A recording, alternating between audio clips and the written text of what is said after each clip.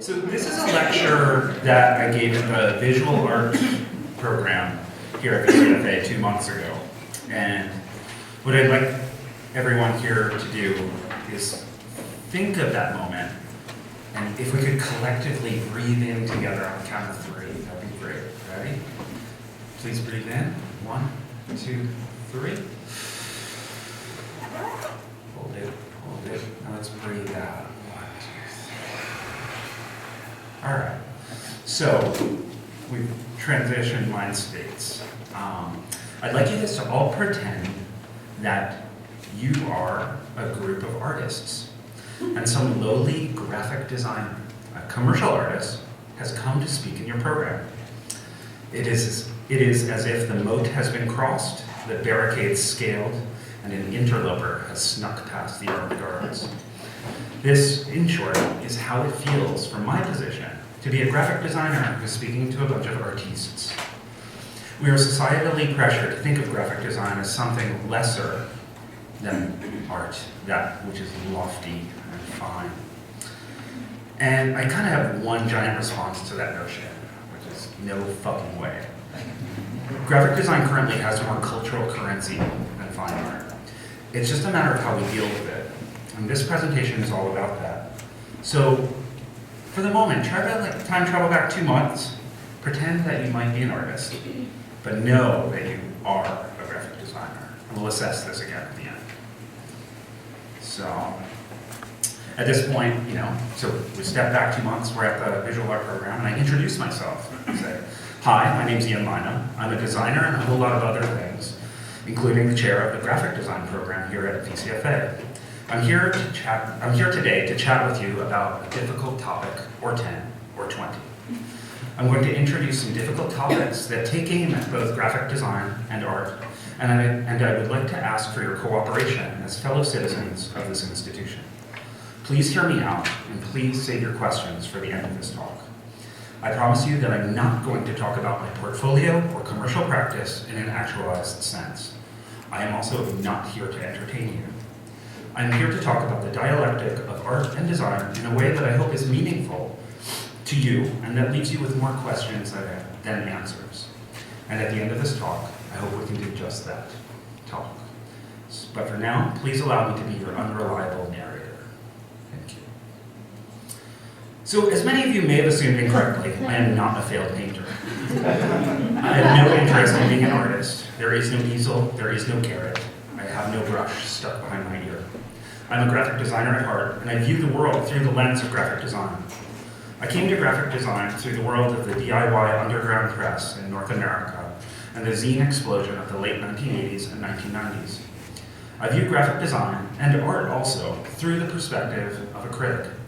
I'm as critical of graphic design as I am of visual art. A bit of history. I grew up in the wilds of rural upstate New York, went to college in Purchase, New York, dropped out of said college the following year, took Greyhound across America the following year, settled in Oakland, California for 5 years, meanwhile hopping freight trains east, west, north, and south. Consequently got sick of being mugged and shot at and living in continual fear of my bicycle being stolen.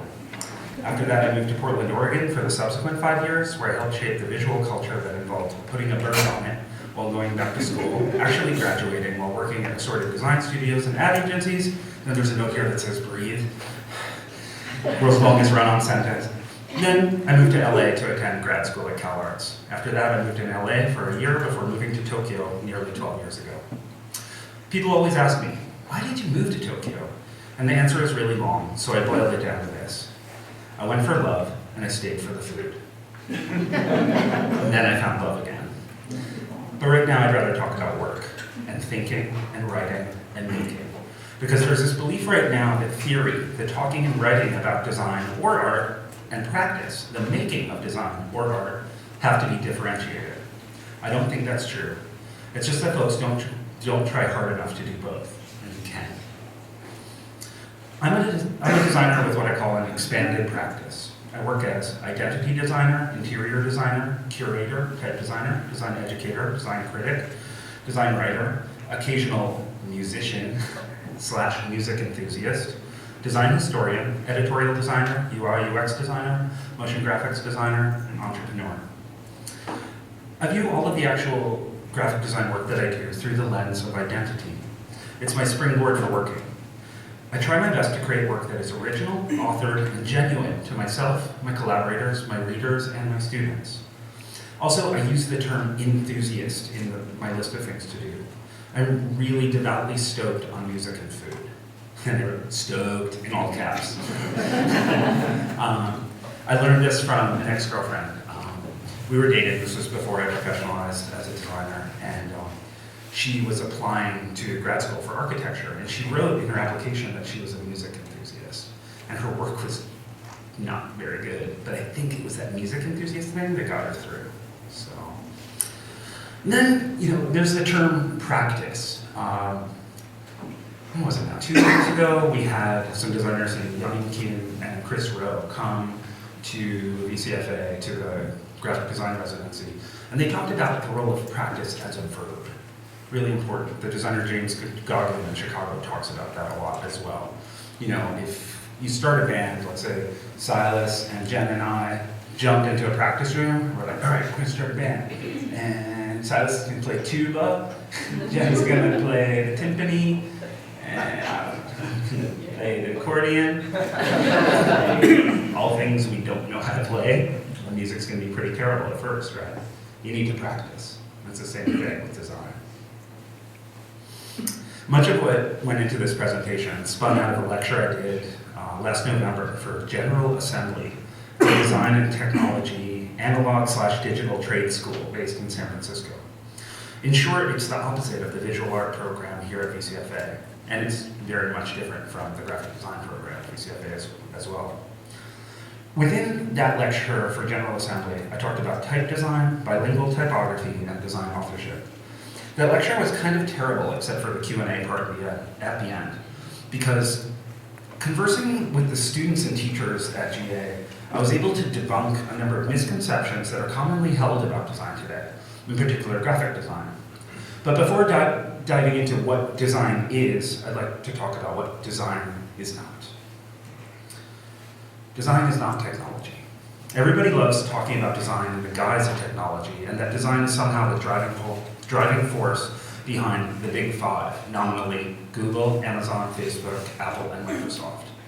These are technology companies, not design companies. These companies consistently bandy the term design around because it helps obfuscate their goals via their systems of neoliberal free market disruption, surveillance, and socioeconomic dominance. Every time I hear someone say that design is problem solving, I want to stab myself in the ears or the eyes with a fork. Design is not problem solving. That is just a stupid, repressive, modernist paradigm parroted by the writers behind Mad Men. And fuck Mad Men. Mad Men is a romanticized paean to the realm of advertising, not design.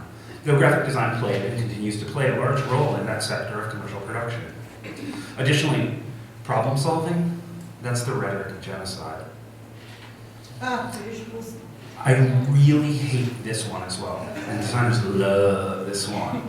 As if making pharmaceutical packaging or an animated Coca-Cola logo or a responsive website is storytelling. It usually is not, because most graphic design misses a key factor in actual visual storytelling, which is namely this. This is a pair of frames from Scott McCloud's awesome book, Understanding Comics, a graphic novel, aka a comic book, about comic books. This area, little arrow popped up. The gutter. This is what separates most graphic designers from true visual storytellers. If we do a close read of these images, we have a person about to whack another person with an axe, and then we've got a little break, and we just see the visualization of a screen. We don't see the action in terms of the end result, but we make the association, right? So it's a really big thing. And most graphic design misses this, because graphic design is often reduced to flat panes or panels. Graphic design does not equal creativity. The fact that the noun creative has been synonymous with the denizens of ad agencies since the 1960s is more evidence of a broad co-optation of the term that has insinuated itself unopposed into the popular lexicon. For example, Adobe's Creative Cloud. If we now assume that any notion of a creative must be linked to the marketing orifices lining the dank underbelly of corporate capital, then how is it even possible to talk about creativity in a way that is neither insipid nor irrelevant? I feel a bit terrible about this in a deeply personal way as well. When I got married, my best man, who is not a man, gave this great speech, and she summed it up at the end by saying that I was, quote, the most creative person she'd ever met. While it was really nice, it totally made my lip curl, and she saw it. My best friend in the world tried to pay me the ultimate compliment, and all I could do was sneer. This is a problem, not just with me. And I'm sorry, Jerry, if you're watching, I love you. Design does not equal innovation. Innovation, creativity's idiot cousin, is in barely better condition. Although as a word, it is not blighted by dubious associations, it has the problem of never being precisely defined. Yet, it is implicitly packed with all kinds of moral and virtuous goods. But innovation is shorn of its moral virtue when one considers the fact that almost anything can be considered the product of innovation. Unregulated credit derivative markets, unmanned drone assassinations, these must be considered products of innovation, but they lack any inherent good moral value. It's likely that most people would find both either despicable or vaguely frightening. And thus, it is in this befouled conceptual wasteland that contemporary design culture must define itself. Previous to moving to Tokyo, I lived in Los Angeles, where the whole city is experienced through the windshield. I spent 3 years stuck in traffic when I wasn't studying for my master's degree. And being stuck in traffic, especially traffic like this, gives you a lot of time to think. And I pondered this question as to what design actually is at great length while I was there. When you go back to school, it's super important to get a grasp on what the topic actually is that you're studying. Design to me is the applied synthesis of visual form and conceptual thinking expressed through synthesis. But graphic design itself, as opposed to design, is different. There's the next step of development in graphic design. Finding one's place after mastering synthesis, be it visual authorship through style and content, engaging with modes of production, or becoming designer as producer, or configuring a mode of practice outside of the norm. However, there is still the aspect of capital, aka the client, and many of the artists that saw this before probably thought that this is the big dividing line between what they do and what I do. There's this kind of terrible human named Francis Fukuyama. He was a proponent of Reaganomics in the Bush administrations, and he wrote a book called The End of Humanity, which I highly recommend you all read, if you have not. It's really important because it explains how and why we are all immersed in a late capitalist society, the endpoint of economics as we will know it in our lifetimes.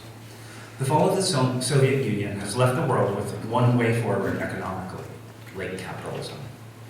There, quote, isn't anything wrong with it, and this dollar sign, because we have no other option at present.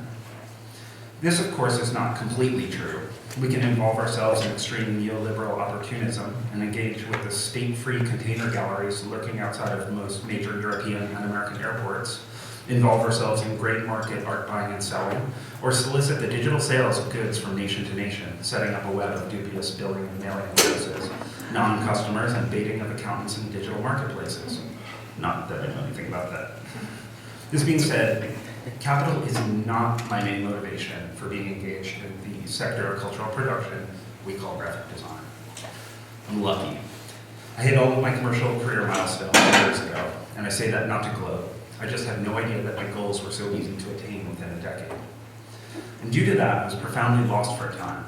And in fact, I am still lost. But in a way, now I realize that that's a really good thing.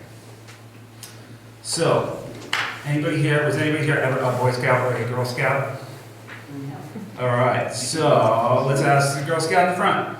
So if you're lost in the woods, and you know there are most likely people out searching for you, is it better to stay in one place or to roam around in hopes of finding a search party?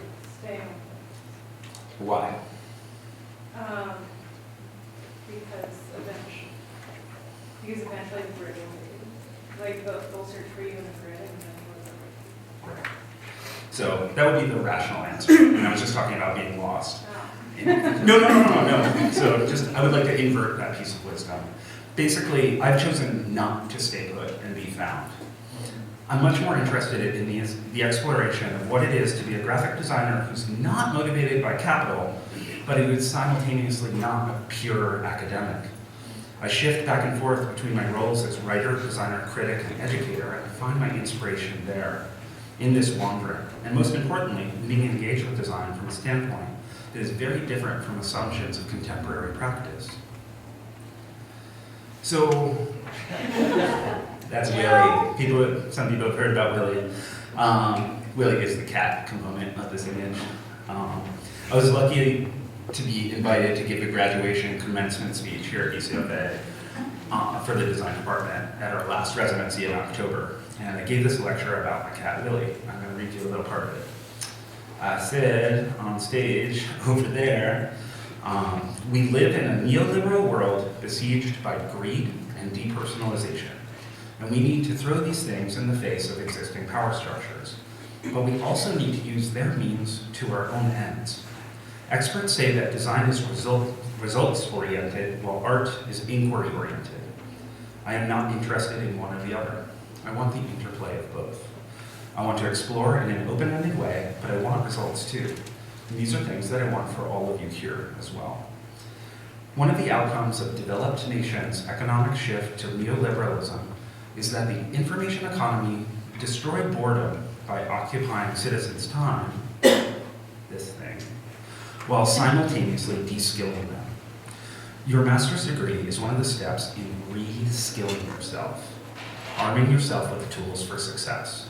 In short, developing expertise, an increasing rarity globally. You gave yourself this kind of focus, and you deepened your ability to think about design. Additionally, you learned a greater vocabulary around your work and design in general. Having and articulating a particular vocabulary is one of the signs and features of specialization. It is understanding given form. And there is no more appropriate place for it than here, in an institution of higher learning with a department devoted to graphic design.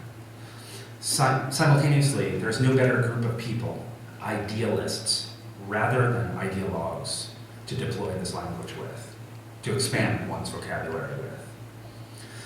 Contemporary North American popular dialogue, be it political, artistic, or other, is divided into two camps, and I've spoken about that this week many times. You have the heuristic, those that are shooting from the hip or the heart, and the rational, considered reason. With luck, you're learning to engage from the latter position. And this is the point of all of this. I primarily operate from a perspective of inquiry instead of just results-oriented design. There is literally the metaphoric chocolate of art in my design, peanut butter. My interest in design is rooted in cultural exploration, history, authored aesthetic and linguistic expression, and pushing an internationalist feminist agenda.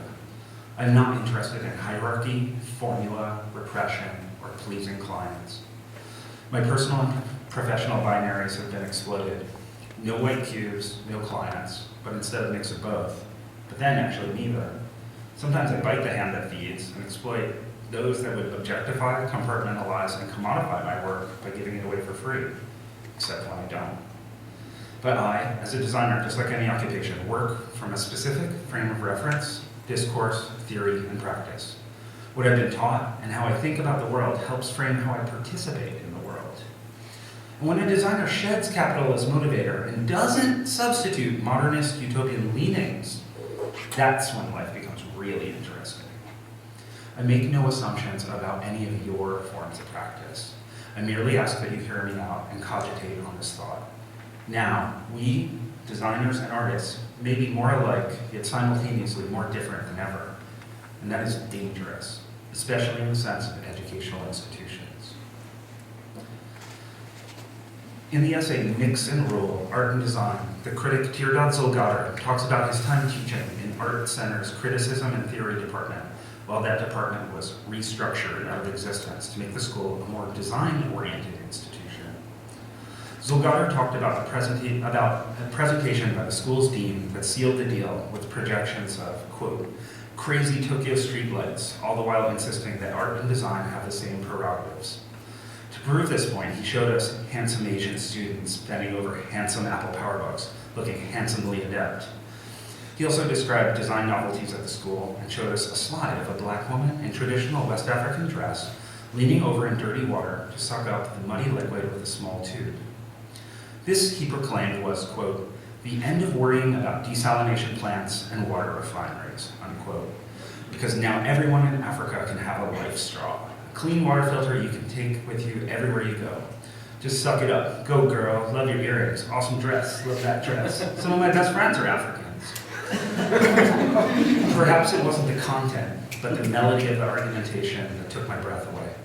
The life straw, not as a depressing emergency measure in crisis situations when people are exceptionally desperate enough to sip sewer spillage, but as the new status quo. Deindustrialization plus good design equals awesome. The issue is whether art and design can get along in a forced marriage of top-down interdisciplinarity, whether design, cinema, music, and opera really do have comparable approaches to questions of autonomy, reflexivity, and accessibility as a contemporary art. Now, if there are any distinctive features to art, and I believe there are several, one might be its vulnerability with respect to other fields, the ease with which it is taken in and instrumentalized. If artists use, introduce, or play with, say, cinema in some way or another, the cinematic material will remain precisely that. An upshot of cinematic history, theory, and style, easily appreciated as such. While if an artwork is used in a movie, it is more often than not stripped of its formal ambitions and its incommensurable flair to signify some nasty caricature or another. The purity of the idiot savant, the hypocrisy of patronage, the superficiality of success, the pretension of snobbery, the weirdness of creatives. Art is comparatively vulnerable when exported elsewhere. But what does it mean for educational endeavors, whether artistic or not, to be institutionalized and instrumentalized with as much brutal, disarming honesty as the life straw? America is setting an example here. If you share a belief in art education as a space for studied, semi-autonomous scrutiny, especially in regards to the slow implosion of the investigative promise of museums, biennials, galleries, and curating, then the case of this school was terrifying in its potential as a precedent. I would like to note that was not my writing, that was Teardot Zolgater's essay.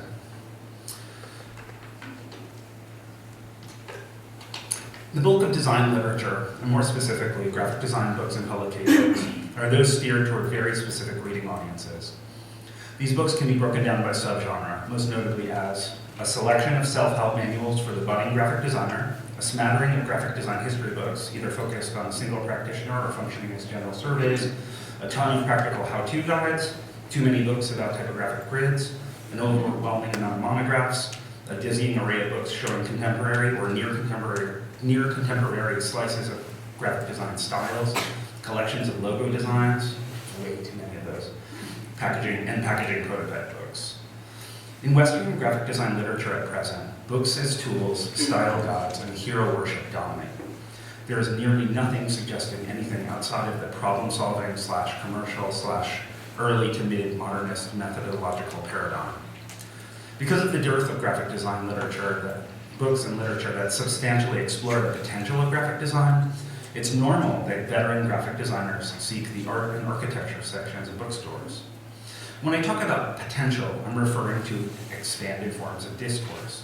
Graphic design publishing is, and has always been, overburdened with practice-oriented writing and not enough theory. There's very little being produced in the current moment in the way of graphic design theory. In short, there is a void. It is troubling that homegrown discourse within graphic design is so slow to develop. Due to this, Western graphic design literature just offers far less than contemporary art and architectural theory in terms of breadth and depth in approaches to practice itself, as well as criticism and theory. Graphic design culture at large is still caught up in satisfying clients and being goal-oriented to a fault. This is evidenced as much by the dearth of criticism and theory as it is by the apparent lack of interest in these pursuits by practitioners. The printed legacy of graphic design has rarely transcended its origins in commercial art and advertising art.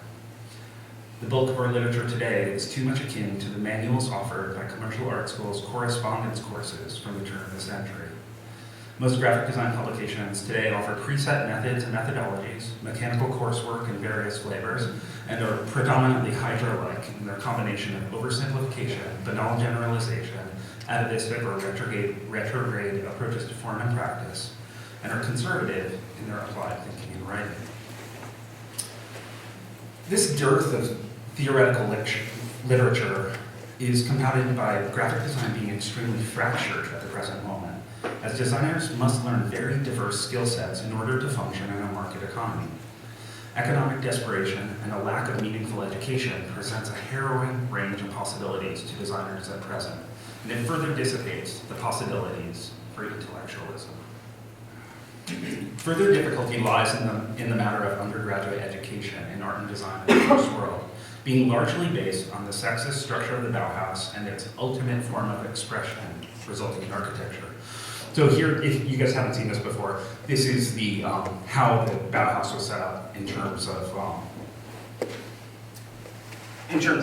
how you would study there. You would start with the basic course on the outside, and this was a half year, and then you would move in and you would study, space, materials, tools, nature, and this would basically span another 3 years.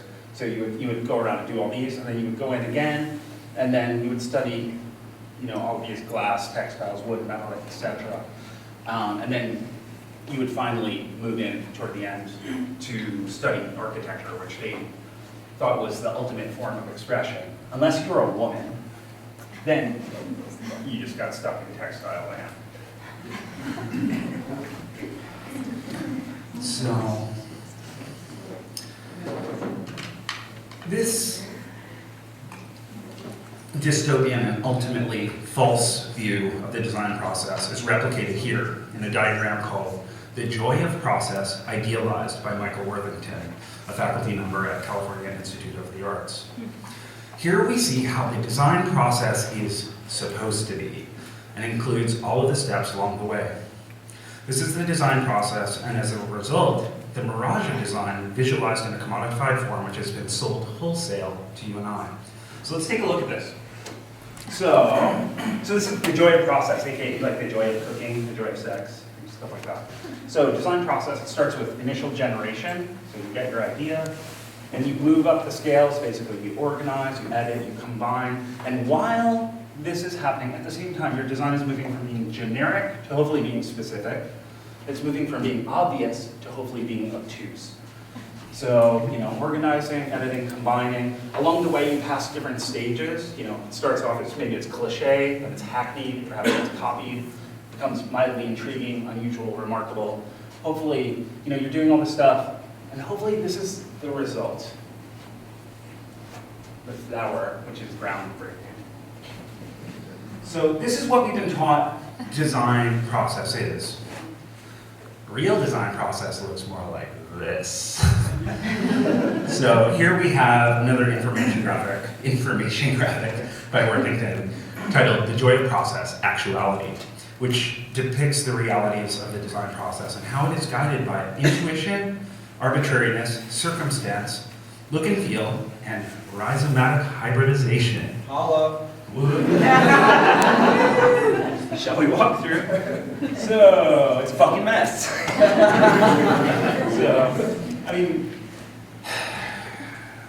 Meow.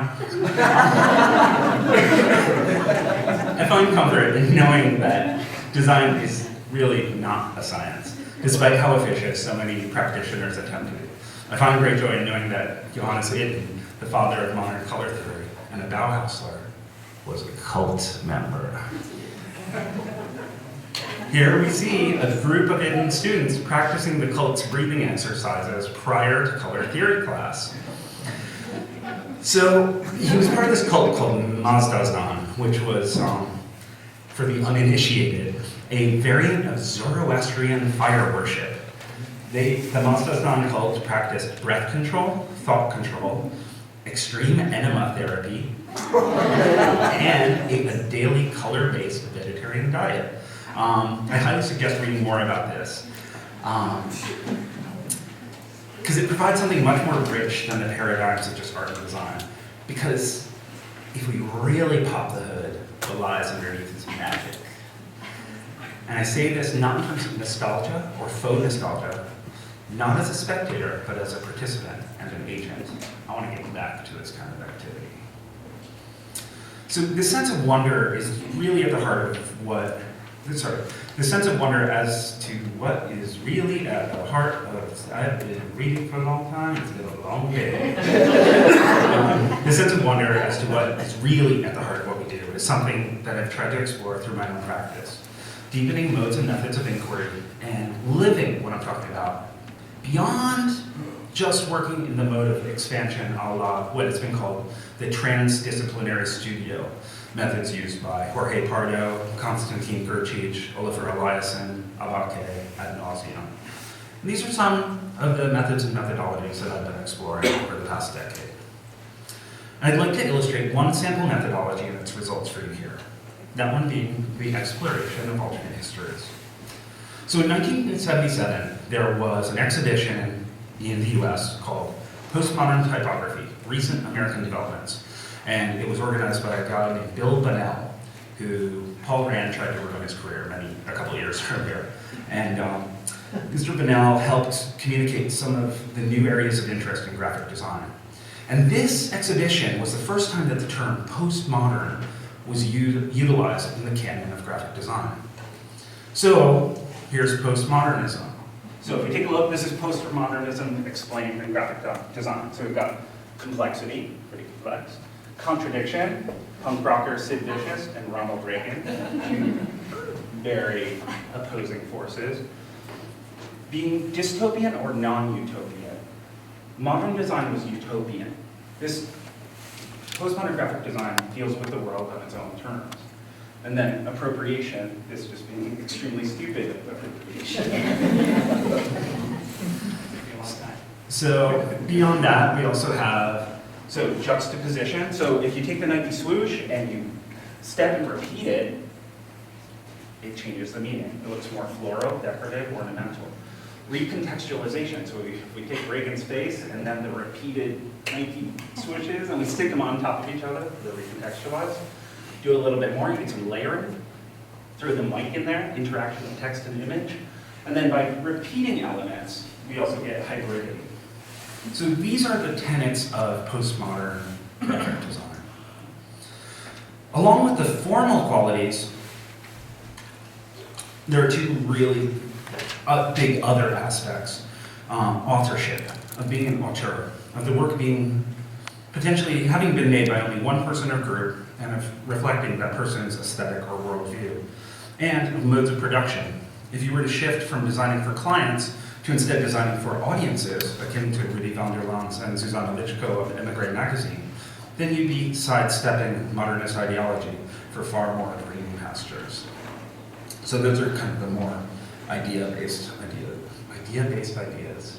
Yeah, it's been a long day. Sorry, guys. So, postmodernism enters graphic design in 1977. But if we cast our gaze away from America and look to Japan in 1965, full 12 years earlier, there was an exhibition of Japanese graphic design that opened in a Tokyo department store called Persona. It was the second major exhibition of graphic design to occur in Japan, following an earlier show called Graphic 55, which took place a decade prior. And what this show is most notable for is that it was the public debut of Yoko Tadanori and his posters, a mashup of early modern layout, influence, personal narrative, and social commentary. Yoko was pulling from historical Japanese design elements at a time when no one else was doing so. For example, pulling decorative elements inspired by vintage classical design, like the soap packaging, this raw silk packaging, and commonplace household items like mothballs, and I think these are all mothballs, and there's some moth powder in there too. Yoko's work was wreathed in Baroque, hyper-decorative elements and injected with political commentary. In both examples shown here, the rising sun is shown, a visual element that had been taboo since the end of World War II, because the rising sun that's radiating was the symbol of Japanese imperialism. So it's kind of like a poster being shown in 1950, so 1965 Germany with a giant swastika in the background. Yoko's work was a fairly direct lift of certain compositions and graphic themes, just personalized through a specific lens. So you see that peach on the lower left there? So that peach is directly lifted off an old matchbox and has been placed into this poster. His posters were dynamic, shocking, sensual, proto-psychedelic, and offered everything that Japanese graphic design did not at the time, having been stuck in modernist service provider or problem solver territory for the previous decade and a half. What Yoko's work offered most was something much deeper, the deployment of an innate personal skew on graphic design, combined with the acumen of an individual who had worked in screen printing prior to professionalizing as a designer. By going further out than being merely poetic and decorative, by making the jump to utilizing visual metaphors, metonymy, allegory, collage, and chance processes, along with many other methodologies, and slamming it all together into highly dynamic work, Yoko created posters that, looking backwards, disrupt the continuum of graphic design history as we know it. Yoko was postmodern before such a term was in use in graphic design, predating Wolfgang Weingart, April Greiman, Dan Friedman, and what has commonly been accepted as nascent postmodern design. Yoko's work is laden with meaning, while the individuals that he is often compared to, most usually in psychedelic movements in San Francisco and London, those were profoundly literal in their work. So if we see like a Stanley Mouse poster for Big Brother and the holding company, usually there's just like a psychedelic green and pink, and then there's just a picture of a Big Brother on it. It's really literal. This is profoundly not literal work. So here we have a designer who injected himself into the work, and he quite literally here announces his own death from it. So here, if you guys aren't familiar, it says, having reached a climax at the age of 29, I was dead. And we have a caricature of Tadanori Yoko, the designer himself, killing himself on the poster. At the same time, we have the Imperial Rising Sun. Then we have Mount Fuji either erupting or being bombed. We're not quite sure. And we have Mount Fuji yet again over here. So we were talking about juxtaposition and hybridity with the Shinkansen and the bullet train speeding by. Then we have the author represented here yet again. So it's picking up lots of stuff from all over the place and mixing and combining together. I think Yoko's early work is the best example of suggesting alternate timelines in graphic design history. Because Japan was a country that got a supposedly late start on industrialization, and Japan focused inward, and it wound up setting the pace instead of following. And so I'm going to start to wrap up. Here I'd like to return to dispelling the notion of the designer as failed painter. Design has an ethos, a distinguishing character, sentiment, moral nature, or guiding beliefs of a person, group, or institution, but is one that is often muddled. We live in a moment where the meme and the rickroll have supplanted the political poster. In the words of writer and artist Hito Steiro, traditional modes of seeing and feeling are shattered. Perspectives are twisted and multiplied. New types of visuality arise. And here I'd like to return to the totalitarian mode of language that I normally eschew in terms of my own practice to ask you this. Are you part of the problem or are you part of the solution? I'm not here to try and win your favor, nor am I here in any type of adversarial mode. Instead, the message I bring is one of concern. Be wary. To function and thrive in a society controlled by a technocratic plutocracy, one must arm themselves to the teeth intellectually. Build your prowess, be cognizant of the cultural landscape, question what you're doing all the time, read out. History, theory, political economy, and criticism, maybe even some design criticism, are good in that they offer expanded discourse. Deploying the language of technology corporations, knifing the baby means deliberately appropriating the work of startups before they can become profitable businesses. Stealing the oxygen means seeing to it that markets don't even exist, that no cash exchanges hands while that formerly profitable activity is carried out on a computer that you control. These are the a priori methodologies of contemporary technology. They are not designed, but their methods are designed. Understanding multiple perspectives, especially those of the select few who control global telecommunications, surveillance, and who have more cash than the US government, begets an incisive and insightful worldview. There is not one modernism, there is not one postmodernism, there is no one type of chocolate, just as there are different dialects of peanut butter.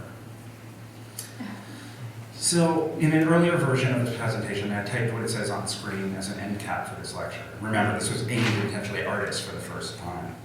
And I thought I was reading a lot of like really silly writing at the time, and I thought this was kind of great because it's kind of like insidious and threatening.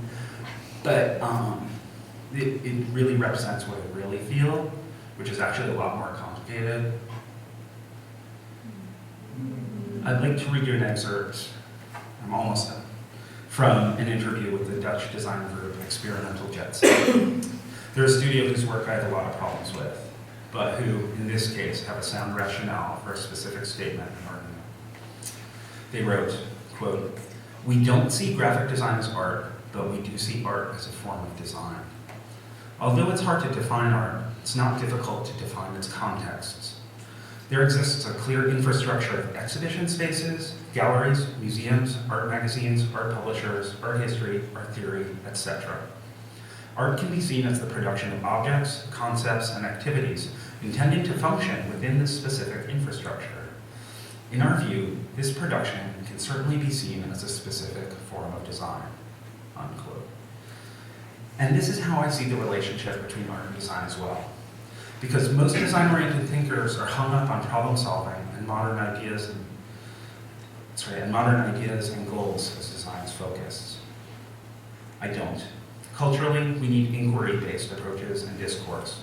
We need to further understand post-Fordist interdependencies. And what does it mean when I see art as a subset of design, when design theory is lagging a good decade or so behind art theory? These ideas, the ideas in this lecture are complementary to an exhibition I put together a couple months ago at York College in Pennsylvania. This URL shown here is a link to an essayist website where I go a bit deeper into these ideas and what they mean for designers, artists, critics, and culture at large today. I invite you to take a look and give it a read if you have time. That's the cloud, and it's crying. The ideas in this exhibition really help complete a lot of what I've been saying here today. And right now, for a designer to be saying something of substance, and I hope this is substantive, it's pretty rare. I interviewed Jeffrey Keating, critic, theorist, and faculty member at CalArts, and one of my mentors and dear friends at our program blog a bit ago. And while I was in the interview, he gave a really great answer to one of the interview questions. He said, "The internet mobocracy has turned everything into a popularity contest, and criticism is not popular. It is unrealistic to expect that design criticism would have anything but a small audience. There are just not that many smart designers. No one disputes the cultural value of design and design thinking anymore, but designers, not so much. The biggest offenders are the designers themselves because they routinely celebrate mediocrity in their publications, exhibitions, and conferences. Designers set the bar so low as to be indistinguishable from amateurs who are now better than ever thanks to new technology. When the culture thinks that design is important, it calls it art, precisely because it doesn't value design as much." There's a book called Creative Destruction by economist Tyler Cohen that came out in 2009. And in it, he wrote about criticism. He said, "Critics and experts tend to be the most effective when evaluating items that are large in value relative to the effort required to assess it. Experts are hired to assess the quality of diamonds, but not the quality of brass. We buy consumer reports to evaluate new cars or stereos on the market, but not new brands of thumbtacks or paper clips. The role of the critic in contemporary society, especially in terms of design, has shifted in that the perceived value of design seems to be increasing socially, whereas the economic value of design is increasingly atomized, fragmented, compartmentalized, and destabilized. In the recent past, operating as a critic implied a certain sense and obligation toward objectivity in assessing the subject at hand. often through critics being employed in academia in lieu of being reliant upon the service sector for income. The role of the critic at the contemporary moment is simultaneously destabilized in that an academic being's ability to operate outside of the service sector is becoming rarefied to the point of near non-existence, placing the role of the, quote, pure critic in limbo. When I say this is further complicated by the emotional and economic involvement that I have with the subject matter at hand, graphic design. I am an adjunct faculty at a university. I am faculty at this university. I champion design, yet I see how institutions utilize the problem-solving ethos of design to obliterate or absorb inquiry-based theory and art programs. Google, Apple, and Adobe have been my clients. I receive monthly royalty payments from Monotype for the licensing of my fonts. I own stock in Apple, Adobe, Monotype, Qualcomm, and PayPal. My last book was crowdfunded, and I utilize social media for the promotion of my career. The method in use here is kind of akin to fog computing. Has anybody here heard of fog computing? It's the new jazz. Basically, data architecture that uses one or a collaborative multitude of end-user clients or near-user edge devices to carry out a substantial amount of storage, communication and control, configuration, measurement, and management, which operates both outside of and within the constructs of cloud computing, which is cloud computing is ubiquitous, on-demand, internet-based digital information access. So the fog is inside of the cloud, and it's much more complex.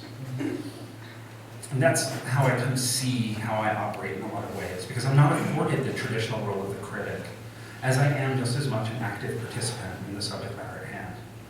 I would not have been able to write this without the fluency and immersion between what I term neoliberal design, which is what I call the era we're in now. That was a really striking realization. I believe personally that we have left the postmodern era. We are in the post-postmodern era. I call it neoliberal design. And having all these multiple positions casts me as an unreliable narrator, but I am a narrator nonetheless, one that's trying to construct a new narrative for graphic design, one where design and political economy's relationship is exposed for what it is. So before I exit, I wanted to share this with you. This is something that's very much an extension of my practice, my work with the Los Angeles band Yacht. I think it's a really powerful body of work, and you can shake your ass to it as well. Like anybody, it has some flab, but hopefully that accentuates the sexiness of it.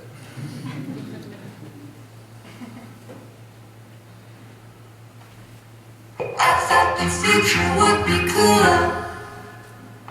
I thought the future would be cooler.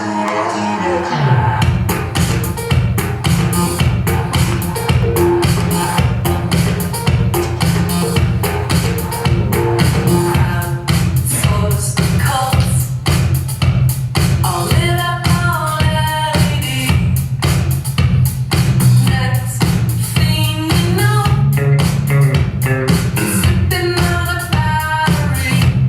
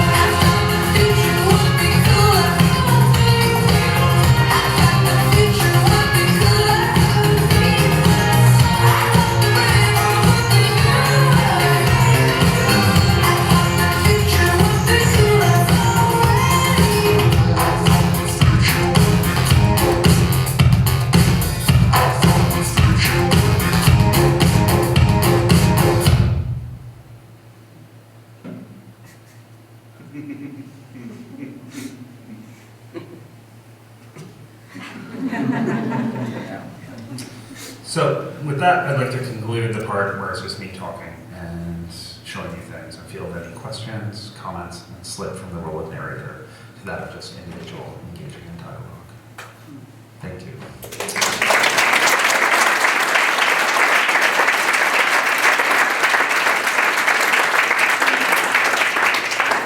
We're running late, so Q&A is what?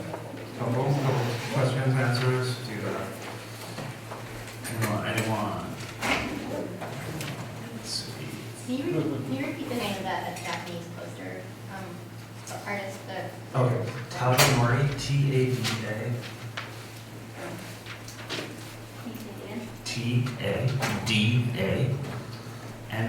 T-A-D-A-N-O-R-I, and his family name is Y-O-K-O-O. It looks like Yoku, but it's not pronounced that way. It's Yoko. Okay. Yes. How did they receive your lecture in finance?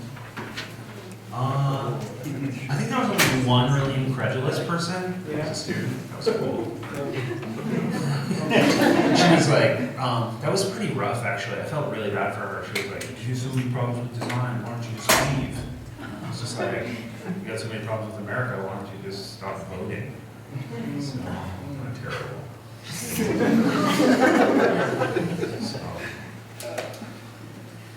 Someone called you comrade. yes, someone called me comrade. And then a lot of people misinterpreted because they weren't listening to my part about Francis Fukuyama. Just basically like, a lot of my ideas are Marxian, but I am not Marxist. So, yeah.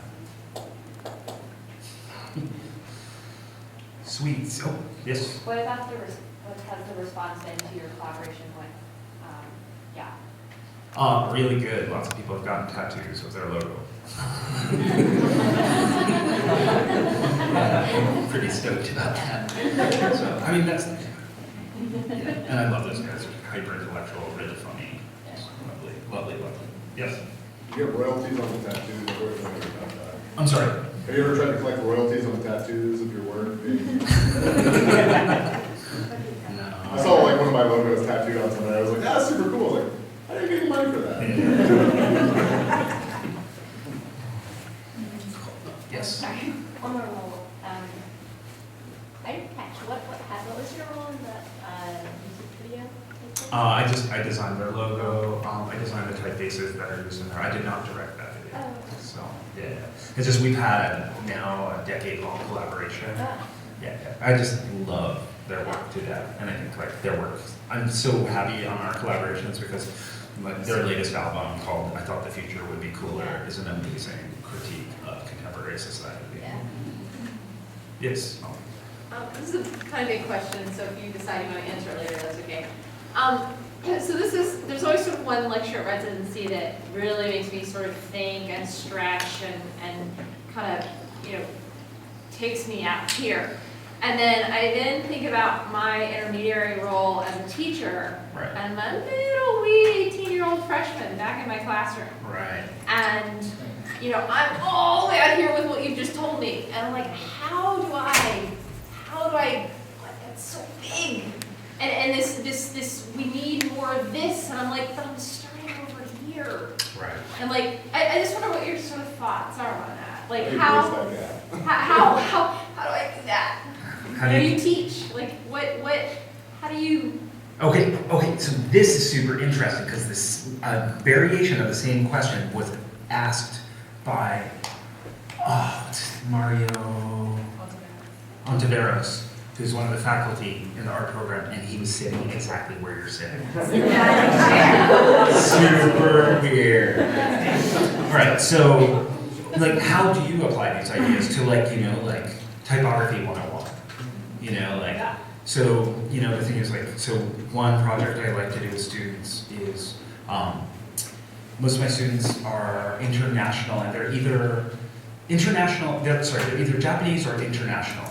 Most of them, their native language is either Japanese, English, or Indonesian, or Vietnamese, or not Korean. And what I'll do is I will give them a text file that is fully in Korean, and then make them typeset a booklet that way, because then the meaning of the text is obscured and it doesn't get in the way. And they can just learn they can learn about typography in a plastic way, just making beautiful textures and evenness, and learning how to do typography in a way that is rigorous. But for most people, I think the meaning of the text actually gets in the way. So when you asked about how do you put these two together, like in terms of my role as an educator, just kind of like stretching ideas and just applying it to how I teach. Does that make sense? Yeah. Does that answer your question, or is that off? Yeah, no, I mean, I think I know that's what I try to do in my own classroom. It's like I have my own sort of big ideas and theories, and like how do I, it just sometimes sometimes that gap and that chasm feels so big. Right. And then faced with, unfortunately, a student population that has no, or they're just sitting there, like they are literally just sitting there waiting for me to hand them something. So like, for example, if you write knife the babies, steal the oxygen, Yeah. and you don't talk about technocratic plutocracies, if you're just like, technology companies do this, Yeah. kids will remember knife the babies. Yeah. Like, it's, I used a lot of big words and I was reading this, but at the same time, I try to keep the visuals really, Yeah. really pop, and like, so like, you can insert yourself into it. And that's the hardest thing, but that's designing as well. We design coursework as design educators. It just takes a lot of intellectual and emotional investment. Yes, it does.